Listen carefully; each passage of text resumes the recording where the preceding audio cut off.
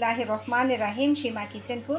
আমি আজকে আপনার দেখা যাচ্ছে রেসিপি নিয়ে আসছি। আমি এই যে কাঁঠালের বিচি দিয়ে আমি ভর্তা বানাবো। দেখুন আমি কাঁঠালের বিচিটা আমি কীভাবে সুলি, কীভাবে কী করি। প্রথমে আমি কাঁঠালের বিচিটা আমি এইভাবে সুলে নিব। প্রথমে আমি কাঁঠালের বিচিটা আমি এইভাবে সুলে নিব এবং এইভাবে আমি কেটে নিব। দেখুন এইভাবে সুলে নেবেন। দেখুন কত সুন্দর করে আমি সুলতেছি। এই যেভাবে আমরা কেটে নিব। দেখুন দেখেন আমার কাঁঠালের বিচিগুলো কাটা হয়ে গেছে। এখন আমি এটি ঘষে ঘষে উঠিয়ে তারপরে আমি সিদ্ধতে দিব।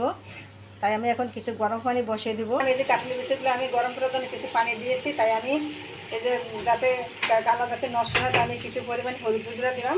অনেক সময় আছে কাঁঠালের বিচি দিলে কিন্তু কাঁঠালের বিচিটা মানে কালো হয়ে যায়, তাই জন্য আমি হলুদ গুঁড়া দিয়ে দিব। বিচিগুলো আমি এখানে ধুয়ে দিয়েছি। এখন আমি যে সবগুলো বিচি আমি দিয়ে দিব। তো আমার বিচিগুলো হয়ে গেছে। এখন আমি পাটায় বেঁধে ভর্তা বানাবো। এই যে আমি পাটায় বেঁধে ভর্তাগুলো বানাইতে আসি। দেখুন এইভাবে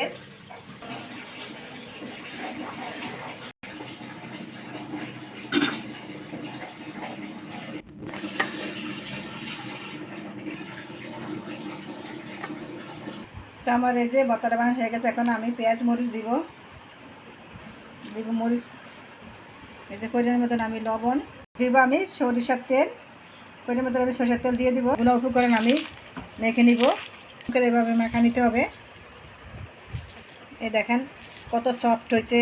তা আমি এখন সবগুলো উপকরণ আমি একসাথে মেখে নিব। এই দেখেন